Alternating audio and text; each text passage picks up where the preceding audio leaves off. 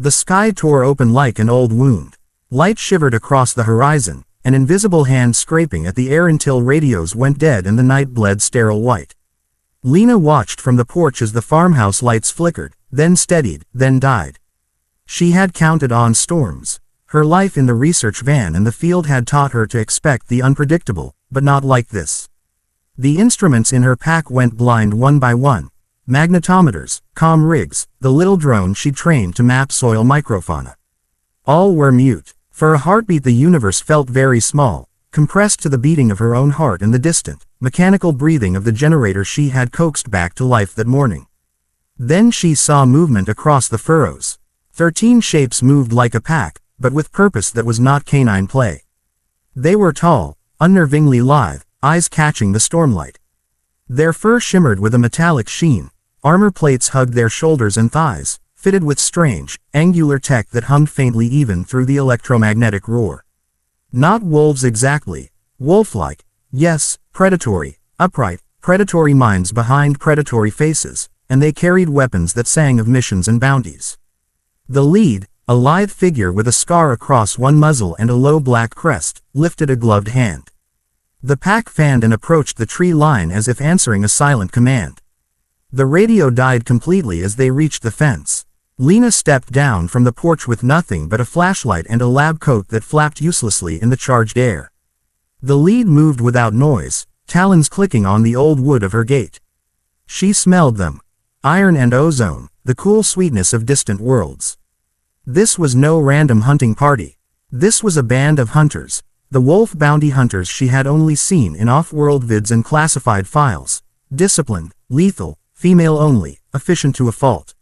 Shelter, the leader asked. Not a question, more a transmission sluiced into her mind by a throat mic. The voice was gravel and calm, tactical. A translator chip would have made it pleasant, if the storm hadn't fried comms. Lina's training kicked in. This was survival protocol. Keep calm, assess threat, present cooperation. She opened the farmhouse door. The kitchen light was the only steady glow left, a lantern she had kept for late experiments. They came inside like a practiced invasion. No chaos, only methods. One took the window with a sweep of sensors, another scanned the attic, two watched the farm road like hawks turned lupine. Lina felt, absurdly, like she was hosting officers.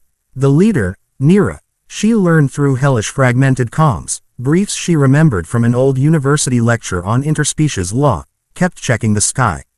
Her ears twitched at frequencies Lina couldn't hear. The pack's weapons were stowed but ready, the metallic scent of ammunition mixed with ozone. They moved through the farm with a military intimacy. They respected property, they respected preparedness. Lina's heart, still high, steadied into a professional rhythm. Observe, log, adapt. When the storm went full, everything went wrong in a hurry. The solar flare struck with a brutality that pulsed through metal and bone. Power surged and died, trees arced, and the horizon turned into a living aurora. Comms were eternal ash. The bounty hunters' knobs flickered, their long-range locks failed. For the first time in a long time, their confidence glanced off reality. Hunters are not soldiers. Hunters are precise, singular. A band of hunters stranded loses its greatest advantage, reach. The leader tightened her jaw, and Lina saw calculation wheel behind those amber eyes. They needed a site fix, a way to maintain their weapons, a clean route. Back to their ship. The nearest port was days away in good weather. Tonight, it was just her farm, a line of fences, a water tower, an orchard, and a scientist with stubborn hands. When the first predator found the farm road at dusk, Lina nearly missed the sound. It was a distant rumble at first, too rhythmically human for wildlife, and then headlights carved paths through the storm. Vehicles careened across the crest of the rise, skidders painted in militia black, bristling with jury-rigged weapons. People with faces hard from frontier life yelled into radios that wouldn't answer. The solar storm made electronics meaningless, but menacing things still had triggers, and those triggers were all analog. They were opportunists. They were the kind who, in calmer times, would have passed by in search of easier prey. Tonight they smelled vulnerability. A farmhouse housing off-world bounty hunters, a scientist with data people would pay not to exist, and no immediate law to prevent them from taking both. They pulled up like vultures. Nira's pack did not wait for conversation. They moved like shadows. Lina watched them shift, the soft thrum in their armor becoming a warbeat. Her hands were small and human, but they were capable. She had handled fusion cells and field emitters with trembling fingers before. Now she gathered span of wire, a handful of relays, the old tractor's hydraulic pump. She was no warrior, but she knew physics. She knew leverage and timing and how to make a man-made thing give up more than it should. They came first for the silo. 2 hulking militia men dismounted, pistols raised, mistakes written on their faces. Nira opened her mouth and a sound like a rifle unspooled. The first man never knew how the deck under his boots slicked and betrayed him. The second's chest took a blade that the light swallowed, blood dark and quick. Lina saw the blade. It was simple, brutal, bone true, no cosmetic edges, just utility. The hunters moved with clean violence, but the militia kept coming, numbers like a tide. That's when Lina stopped being just a host. She realized the farm was an engine. The old irrigation pump could be a flamethrower with lines rerouted and a chemical mix Lina could make from fertilizer and engine oil. The tractor could be a battering ram. The grain silo could collapse in a way that funneled any vehicle into a trap. She started dismantling fences and setting lines, directing the hunters who respected the plan because it worked, because it used the land in a way their tech could not. Tactically, humans think in weird curves. Where the hunters were precise, Lina thought in improvisations. She remembered childhood nights jury-rigging radios with her father to pick up a distant station. She remembered welding and the way metal remembered its arc. She felt the old contempt for machines melt into an affection. Tools were reliable allies when minds bent them properly. They fought like a chorus. A burst of shotgun fire and the tractor lunged. A hand-thrown charge of packed soil and razor wire made the first pickup flip. A hunter leapt, a blur of guns and teeth, taking down a man who had thought himself brave. Lina was in the thick of it, throwing wrenches like grenades, lashing hoses and sparking the decompressed fuel to bite into the night. The hunters adapted to her chaos, trusting her because she was making results. Trust among soldiers is currency as valuable as bullets. But the crowd kept coming, reinforcements drawn from the storm-dark roads. They were desperate men with analog guns but relentless will. One thing Lina learned fast: will is a weapon humans wield fiercely. Every militia vehicle that rolled in brought more bodies that wanted guns and food and whatever secrets the bounty hunters might carry. The hunters held, but they were 13 against a spreading mob. Their numbers were precise but limited. Lina's mind calmed into a technician's rhythm: open, repurpose, close. Cover their blind spots. Convert farm implements into defensive choreography. At dawn the field was a graveyard of metal, bed springs, an overturned car, a rusted harrow twisted into a barricade. Men lay quiet and hot, others limped away swearing. The hunters moved through methodically, binding wounds, stripping salvageable tech, charting exits. Nira approached Lina in the early light. Up close she looked younger than the mythos suggested. Hardened, yes, but there were hints of someone who had chosen this life with intention. She did not smile. Her muzzle was set like a blade. You fought like a hunter, she said, nothing with warmth, everything with respect. It landed like a metal. Lina did not answer verbal niceties. She had spent the night welding a new pressure line to feed the farm's rusted pump into a primitive rail of shrapnel traps. She handed Nira a bundle of dynamite-turned defensive charges she'd rigged from the threshing carbs. You aim, Lina said, her voice raw from the night. You don't fire until the pattern forms. Use the shadows. Watch the soil for footprints. Nira's head tilted. For all their predatory grace, these were tactical minds. They listened, and they implemented. That simple exchange tightened the bond into a work-like link. The pack watched as if storing every motion. A farmer's soup ladle could be an armor punch. An old doghouse could hide a sniper. Crop lines could anchor trip wires perfectly placed by an intuitive map Lina made in minutes. The human brain was improvisational in ways their training had not emphasized. The storm's second pulse arrived with a strange twist. The solar flare had altered the night. Static made the air into a mirror, and from that mirror came a new enemy.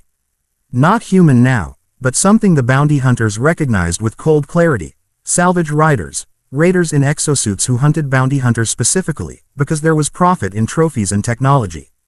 Their comms were hacked, their movements mechanical. They came in silent packs, not shouting but moving like an engineered predator. Lina watched them approach, suits reflecting the aurora. They carried weapons that whispered in frequencies she could feel in her chest. The farm held its breath. The hunters prepared like priests at an altar. The line was drawn. The battle that followed was math and blood. The raiders moved to encircle. Lina's traps detonated with screams of metal. A raider's helmet spun off. A hunter's blade ripped through reinforced plating as if it were cloth. Lines of tracer fire traced the dark like the arteries of some huge beast. Lina was in the field, a shadow among shadows, fetching mortar shells and setting new traps with gloved hands slick with oil. She had learned the language of bangs and angles, and it had taught her to speak in motion. At one point a raider slipped between two of the hunters, its exo-joints whirring. He threw a charge at the farmhouse. Lina saw it arc and ran. The charge hit the porch, and for a second the farmhouse ghosted into flame. Nira's arm shot out, lightning precise, and the raider's neck cracked under a knife. But the cost was real. A hunter, young, hair braided tight into military discipline, took shrapnel to the side and collapsed. Lina fell to her knees and forced a hand over the wound, pressing, breath fogging in the stormlight. The hunter hissed through clenched teeth, a sound of pain made small by distance. Nira did not look away. She knelt, pressed a tourniquet where Lina could not, and her hands were steady as machine-wrought steel. Blood is a universal language. The hunters treated wounds with surgical efficiency. Lina learned sutures and cauterized with a borrowed micro-torch. The night tasted of spilled metal and the copper tang of survival. Their casualties were not trivial, but they were not fatal either. They adapted with a cold efficiency Lina admired and resented at equal measure. She resented their violence until she understood its function. It was the grammar of survival written in muscle and bone.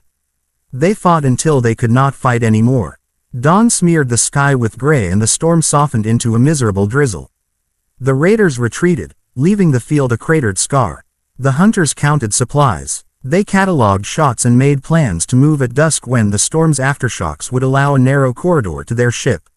Lina watched them, feeling small and tremendous at once. She thought of the data stashed in her hard drive, the samples, the little drone that could still, maybe, map away if she pushed batteries to boiling points. They needed a vector. She needed a bridge. Why stay? She asked one evening, when the world had time to breathe and they had time to patch metal and bones. The question was out of reflex. She'd hosted them, fed them, turned her farm into a fortress. She wondered what the price would be. Nira looked at her long and then at the stars, those unreachable pinpricks that always felt like a promise.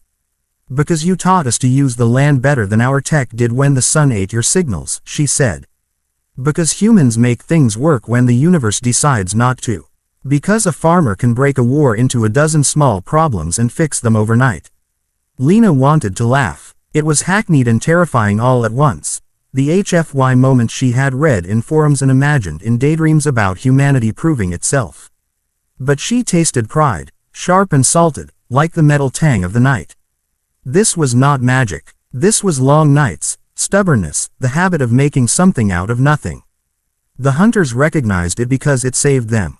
Their departure was practical. At dusk they moved with soft footfalls, packing salvage and binding wounds. Nira clasped Lina's hand in a gesture that was not sentimental but solemn. The pack slipped into the trees and then into the sky where their ship made a scar in the clouds and vanished. Lina stood at the edge of the farm and felt the place that had been filled by their presence become empty. She catalogued everything in her head. The pattern of the traps, the sound of Nira's rifle, the taste of adrenaline that lingered on the tongue. Weeks later, supply trucks trickled back to the road. The men who had tried to take the farm were in quarter missing. News that trickled into reception after the storms painted the night as a skirmish, but credits rolled differently in Lina's mind.